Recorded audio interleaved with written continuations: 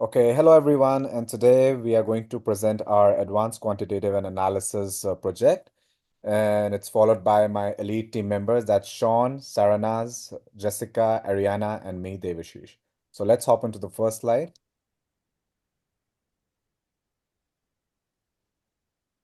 So the main question that we are going to target is how do demographic factors such as age, gender, and marital status relate to the occurrence of strokes? Next slide, please.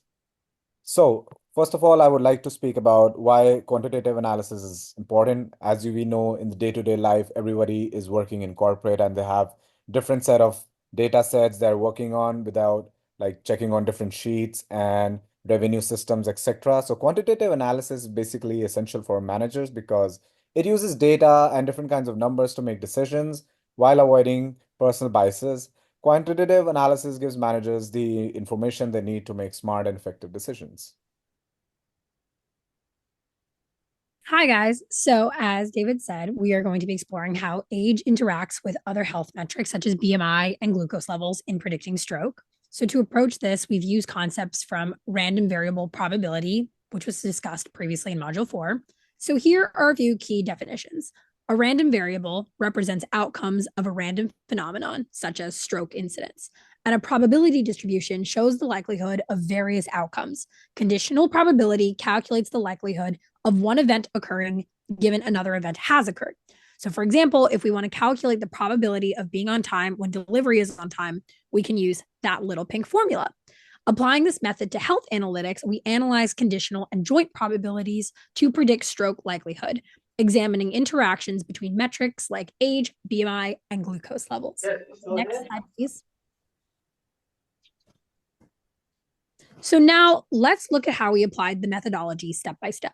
The first step is data preparation. So we group the data into bins for age, glucose levels, and BMI categories. The second is analysis setup. Using pivot tables, we calculate the conditional and joint probabilities for stroke occurrence. Three is visualization. We have to make it look pretty. We created charts to illustrate patterns and relationships clearly. And finally, here are the insights from what I got. One, overweight older individuals are at a higher risk of stroke, particularly if they have normal or diabetic glucose levels. And younger age groups and individuals with underweight BMI show minimal stroke risk. This approach not only reveals meaningful patterns, but also underscores the value of probability models, making very informed health predictions. Next slide. So, in my next slide, I talk about how does being married versus not being married affect these health outcomes, particularly stroke. So, this is a very interesting question. And to address this, we'll be using hypothesis testing, as spoken about in Module 9, a statistical method to analyze data and make decisions. So, let me break this down for you. A null hypothesis assumes there is no difference or effect in this case, that marital status has no impact on stroke occurrence. The alternative hypothesis is what we're testing for, which is that being married reduces the occurrence of strokes. I honestly don't think it does, but here's an example. The HO would be being married has no effect on stroke occurrence, and HA would be being married reduces stroke occurrence. So, next slide, please. Now we can use a two-sample test for proportions to compare stroke rates between married and unmarried individuals, and our hypothesis for this test would be the HO, the proportion of strokes is the same for both groups, and the HA is the proportion of strokes that's different. Before diving into calculations, the quick summary of the data is that among unmarried individuals, 10% experience strokes, 29 out of 290. And among married individuals, 31% experience strokes. The disparity raises questions. Could marital status significantly influence stroke rates? So let's analyze the data step by step. The first step to this is we began formulating our null and alternative hypothesis, which I just gave. Step 2 is highlighting the relevant bins for marital status and stroke occurrence. Then we use a pivot table and calculate the sum counts for all married and single people with and without strokes. And finally, we use these to count and compute the proportions, pooled proportion, standard error, z-stat, and p-value. So here are our results. Our z-statistic came out to 6.97, which is extremely high, indicating a large difference between proportions of married and single individuals who had strokes. And the standard error was 0.030, which measures variation in the difference of proportions. The small value typically implies precise estimates, but it really didn't work in our favor here. Interestingly, the p-value was reported at 3.07, which isn't even possible since p-values range from 0 to 1. So upon further investigation, I found that the p-value should nearly be 0, far below the significant threshold of 0.05, which indicates the observed difference is statistically significant and unlikely to have occurred by chance. In conclusion, stroke proportions between married and single individuals show clear distinctions. Honestly, I think it's because we have more married individuals in the data than single individuals. Although the p-value issued posed a challenge, the results strongly suggest rejecting the null hypothesis. Next slide, please. Well, thank you, Ariana, for that useful information. I'll be starting off with what is exactly mean, median, and mode in general. So as we know, these are very common basic terms that we've used in mathematics in our daily lives since high school onwards. And it's just basic math that's been converted into your Excel sheets. So let's discuss the following before applying any formula. The mean is the average value of a set of data points calculated by adding up all the values and dividing by the total number of values. So for example, if you've got marks in mathematics, you have to check what is the mean score, like what's the average. So you're going to add all of those marks between the students and divide it by the total number of students. Median, the process of finding the median value is a set of data which is the middle value where half of the points are smaller, half are larger. So basically it's just the middle point, the median. The third point comes out to the mode, the value that appears most frequently within a data set. So which number is coming up so frequently that you can catch it on right away. So we've got formulas for that are induced for Excel sheet. There's for mean, it's is equal to average and number one, number two. Similarly, for median and mode, it's is equal to median is equal to mode. Next slide, please. So what is the mean, median, and mode of age in this particular data set? So I just took the data set for the age part and I just calculated, put in all the formulas to give a basic overview. So by applying the formulas we studied earlier, we have calculated the mean, median, and mode for age. Here we find out the mean age comes out to be 48.18. So that's the average age for the whole data set. Median is 52, that's the middle point, and mode is 78, frequently occurring age is 78. Next slide, please. So now we go on to what is the mean absolute deviation or MAD of average glucose level. So during the analysis, I mean, we often see people with higher glucose rate, which leads to heart strokes and health hazards. So for instance, absolute deviation is the distance between a data point and the mean of set of numbers. So mean absolute deviation is the average of all the absolute deviation in a data set. For our data set, we can find out MAD through Excel in a simpler way. This is a reference formula. You can have a look at it. It's equal to average ABS and your data set. In our Excel sheet, it'll look like this. I've calculated it. And for mathematical purposes, it's on the right side, as you can see. That's the mathematical formula that we usually use. And after using this formula, just drag down in the Excel, it will apply itself, and you will get the rest of the answers for the whole data set.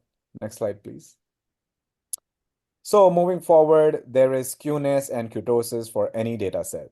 Other metrics that can aid in our comprehension of data are skewness and kurtosis. Skewness is a metric used to quantify data symmetry.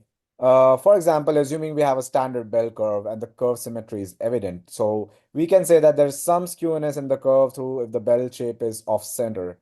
And skewness is usually seen by like long tail, long right tail or left tail, etc.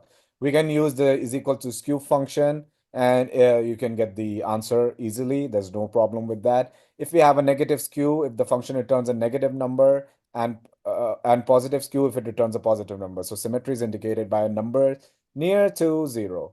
A long tail is referred to as a negative skew and a long right tail is as a positive skew. Similarly, for kurtosis is equal to kurt is the function in Excel that can be used to measure kurtosis. It is typically 3 for a normal distribution, less than 3, more than 3, or similar or equal to 3. These are called as white fat or platykurtic tails, or normal mesokurtic tails, or leptokurtic tails. So for example, if I see here, this is the mathematical formula that we use in proper statistics and probability. But as my professor Alex told me that take a deep breath, my friend, it's not that hard as it looks. So next slide, please. So, finding skewness and kurtosis of heart disease and hypertension. As easy as it gets, skewness and kurtosis will help us to see how the data is skewed. So, presenting the formula, this is how the Excel will see, and you can see the total calculations there. Also, I've put in up a brief that how it shows that a negative skew, symmetrical, and positive skew. Here I've also depicted two of the charts that are box plot and histogram. So here I have used histogram box plot for us to understand with more visualization and examine. Method, go to insert, select histogram, box plot, select the data set, and you're good to go. After my analysis for heart disease, we found that skewness is 3.07. A positive skew here refers to the long right tail. Kurtosis is 7.46. A data with K greater than 3 will have very thin tails or leptokurtic. Similarly, for hypertension, we found out that skewness is 2.175. This means the skew will be long right tail, and kurtosis is 2.74. It refers to as K less than 3. Will have more flat or fat tails at or platykurtic. Next slide, please. So, finally, I would like to say, is there a relationship between age and average glucose level? Well, to find out this relationship between two data sets, I personally think regression analysis can help a lot, since it gives us a lot of information and can also we can have access over complex relations and we can find out the exact data. For defining it in Excel, one trustworthy technique here would be regression analysis, as I've told earlier. In Excel, regression analysis can be done by selecting the two data sets. For example, here we take age and average glucose level.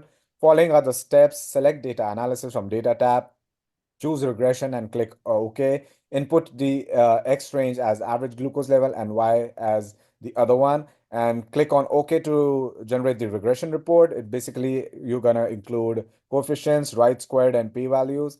So this particular data set, when I took it out, my thoughts were that the average glucose level and age have a positive correlation according to the regression analysis, suggesting that glucose levels typically rise with age. And I guess that's a very common point as well for most of us. And although the R squared values indicates the age only partially explains the variation, the association is statistically significant p-value lesser than 0.05, suggesting that other factors also affect glucose levels. Thank you. Next slide.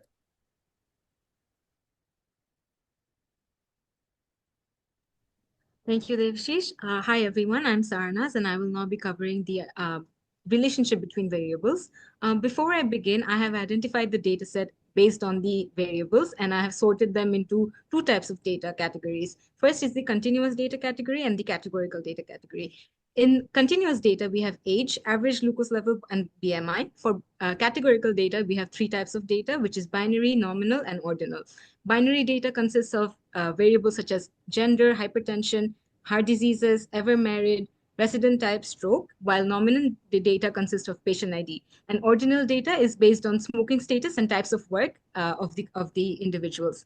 Next slide, please. Moving on, I have attempted to find the average BMI of both genders. First, I had categorized the BMI levels of based on the classifications of World Health Organization. Followed by that, I have created a contingency table using the countifs function on Excel. It is evident that males tend to be more overweight and obese compared to females, and that females, based on the data, tend to have normal BMI or are obese compared to males. Next slide, please. Moving on, I attempted to find the relationship between two numerical data, which is BMI and average glucose level.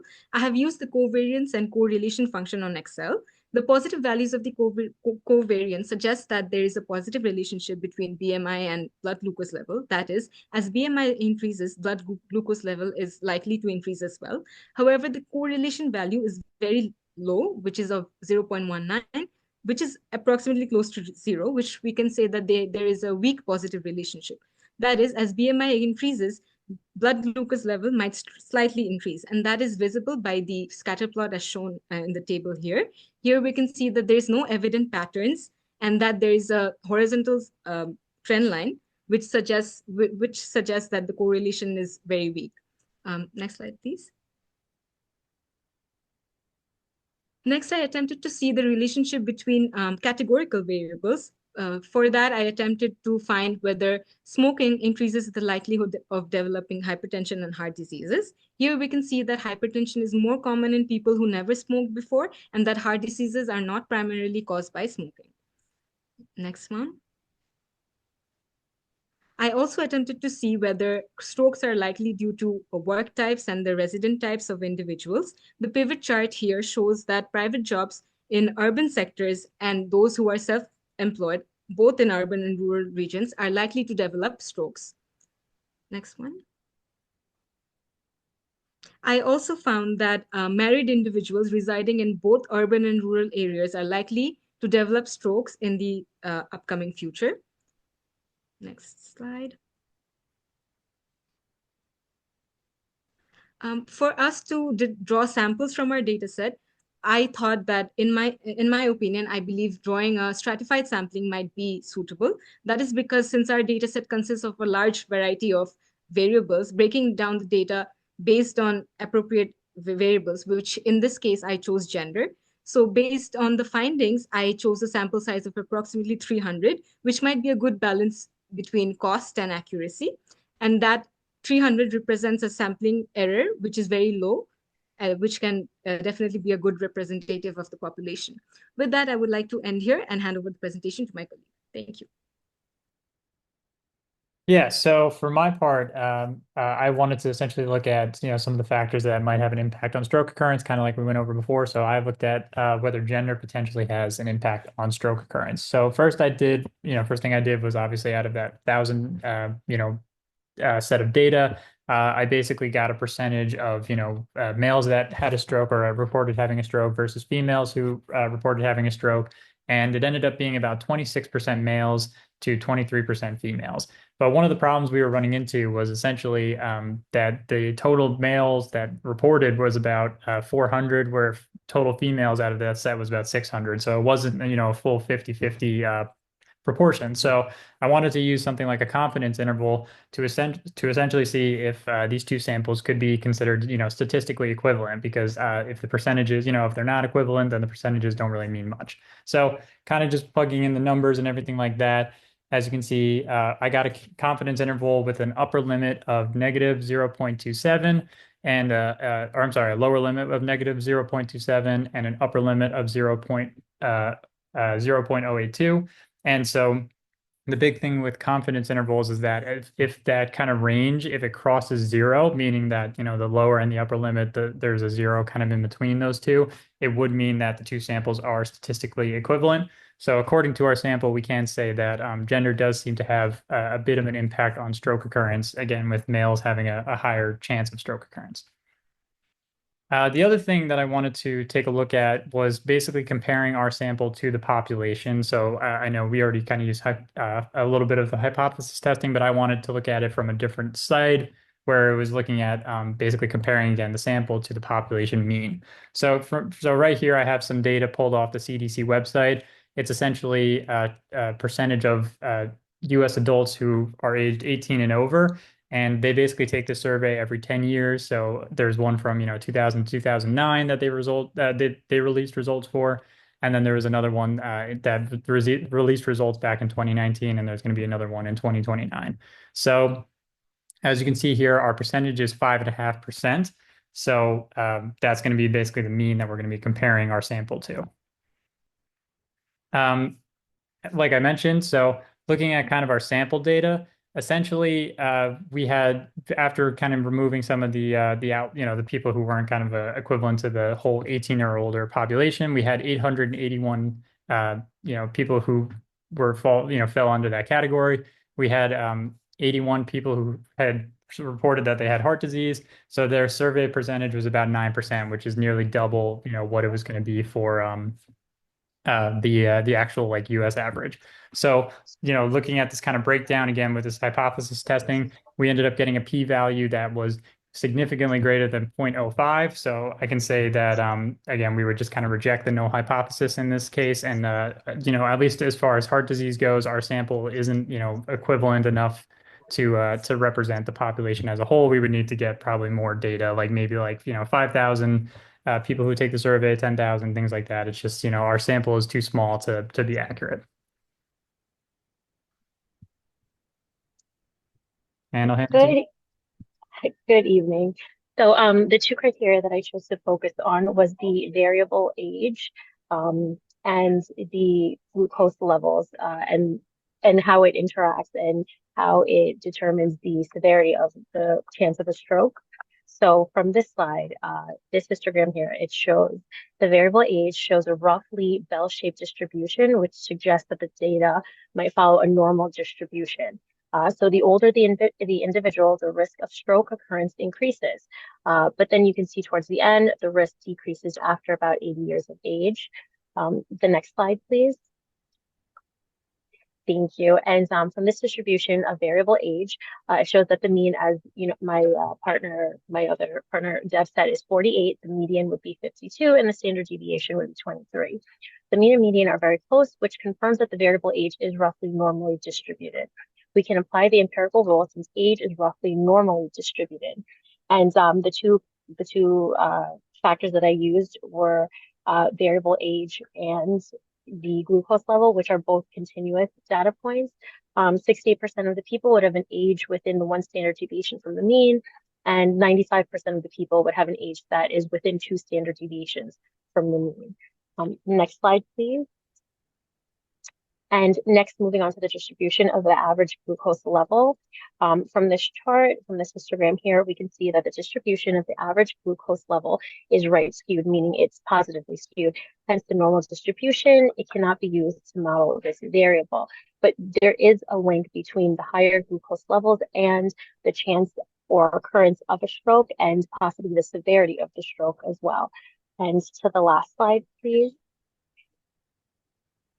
And the distribution of the average glucose level, as expected with the right skew data, the mean is greater than the median, which confirms that the average glucose level is not normally distributed. Hence, the empirical rule cannot be applied to this variable. So again, it's strongly linked to the worse prognosis that the higher your glucose levels, we've seen from the data here that a majority of people experience a greater risk of stroke. And if they do experience a stroke, they have a greater severity of the stroke. Thank you. Okay, so thank you so much, everyone, for keeping up with this presentation. And I know by all means, Professor Alex has helped us in all the ways to like understand the subject. It was pretty good, and this particular data set can be also done in various ways and various other methods, but these were the ones that we found the best one for it. And thank you, everyone. It was a good presentation. Yep. Thank you, guys. Thanks, Professor. Thank you, Professor. Thank you all. Thank you.